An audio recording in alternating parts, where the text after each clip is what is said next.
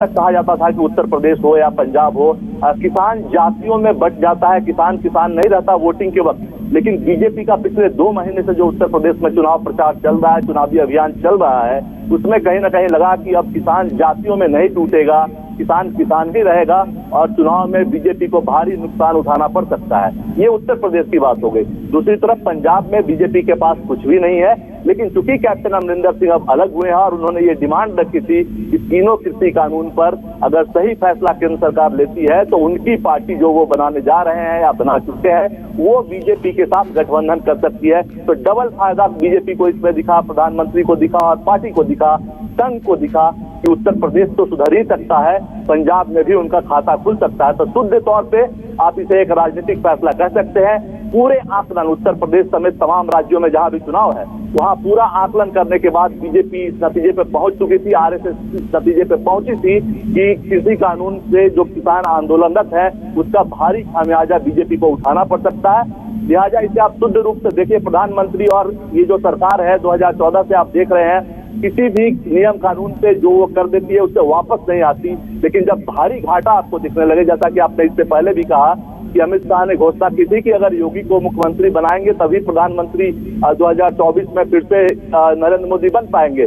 तो शुद्ध रूप से राजनीतिक तौर पे इन सारी चीजों को देखते हुए बीजेपी अपने कदम से पीछे वापस लौटी है और ये बड़ा फैसला प्रकाश पर्व के मौके पे आज लिया है। 1.5 साल तक के लिए कृषि कानून होल्ड में था, इंप्लीमेंट नहीं हुआ था, लेकिन इन वक्त में आप लगातार देखिए बीजेपी किस तरह से लगातार फायदे गिना रही थी कि कृषि कानून को लेकर किसानों को कितना फायदा हो रहा है। लेकिन अब चूंकि चुनाव नजदीक है, पूरा सर्वे हो गया, पूरी रिपोर्ट आ गई कि फायदा नहीं होगा, तो अब उन्हें लगा कि हम किसानों को समझाने में नाकामयाब रहे और आज प्रधानमंत्री ने हाथ जोड़कर इस कृषि कानून को वापस लिया है। किसान संगठनों सरकार ये विशुद्ध खालिस राजनीतिक फैसला है। और जो उत्तर प्रदेश पंजाब में, जैसा मैं भी कह रहा था, आपने भी कहा, पंजाब में कोई खास दखल नहीं रह गया है बीजेपी का उसकी राजनीति में, लेकिन यूपी किसी भी कीमत पर वो हारने को तैयार नहीं है। तो प्रधानमंत्री ने ये बड़ा फैसला लिया है, एक ऐसी सरकार, एक ऐसे प्रधानमंत्री जो फैसला लेकर उस पर अमल करते हैं।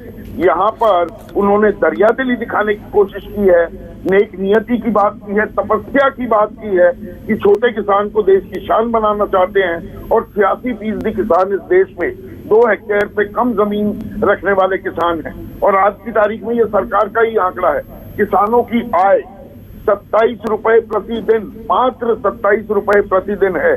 और आज की तारीख में प्रति किसान जो कर्ज है वो 47,000 रुपए से बढ़कर 74,171 रुपए हो चुका है। तो प्रधानमंत्री ने राजनीतिक आकलन किया है, इसमें तो कोई दो राय नहीं दिखती है। लेकिन आपने एक और महत्वपूर्ण बात कही कुमार गौरव, और जो आप आरएसएस का लगातार जिक्र कर रहे हैं, और न्यूज 24 एक ऐसा चैनल है जिसने लगातार किसान, किसानी आंदोलन, किसानों की समस्याओं पर लगातार साल भर में जितने बाकी न्यूज चैनल्स ने कार्यक्रम नहीं किए होंगे उससे ज्यादा न्यूज 24 ने किए हैं। और हमारे चैनल पर, हमारे कार्यक्रमों में भारतीय किसान संघ, जो कि राष्ट्रीय स्वयंसेवक संघ से जुड़ा संघ है, उनके महासचिव बद्री नारायण चौधरी बहुत दफा आए और लोग आए और वो भी नाराजगी दिखा रहे थे इन कृषि कानूनों को लेकर।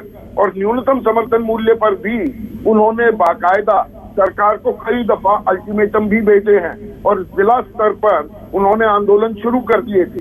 तो यहाँ पर सिर्फ प्रधानमंत्री ही नहीं, बल्कि क्या हम ये कह सकते हैं कि आरएसएस का भी दबाव कृषि कानूनों को लेकर इस वापसी में काम आया है।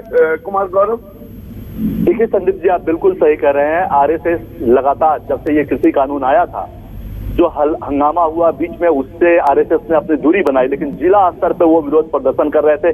कई चिट्ठियां, कई बार हम लोगों ने न्यूज 24 पे ये रिपोर्ट किया है। बद्री नारायण चौधरी की आप बात कर रहे थे, उनका इंटरव्यूज हम लोगों ने चलाए हैं कि केंद्र सरकार इन मुद्दों पे उनसे कभी राय ही नहीं लेती। संघ के सामने समस्या ये थी कि जब दूसरी बार प्रधानमंत्री भारी बहुमत से जीत कर आए, उसके बाद कहीं ना कहीं ये मौका ही नहीं रहा कि जो भी कृषि कानून आ रहे हैं या जो भी कानून आ रहे हैं उस पर संगठन के लोगों से राय ली जाए। तो आरएसएस की ये एक अलग पीड़ा थी कि हमसे बिना संगठन से राय लिए हुए लगातार काम करते जा रहे हैं, उन्हें कोई पूछ नहीं रहा, चिट्ठी लिखने पे भी उनका कोई जवाब नहीं दिया जाता।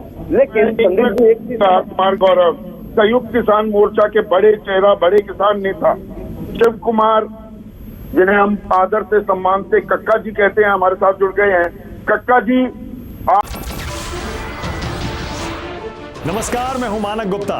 अगर आपको हमारा ये वीडियो पसंद आया हो तो इसे लाइक और शेयर जरूर करें, और हां, हमें सब्सक्राइब और फॉलो करना ना भूलें ताकि आप देश और दुनिया की कोई खबर मिस ना करें।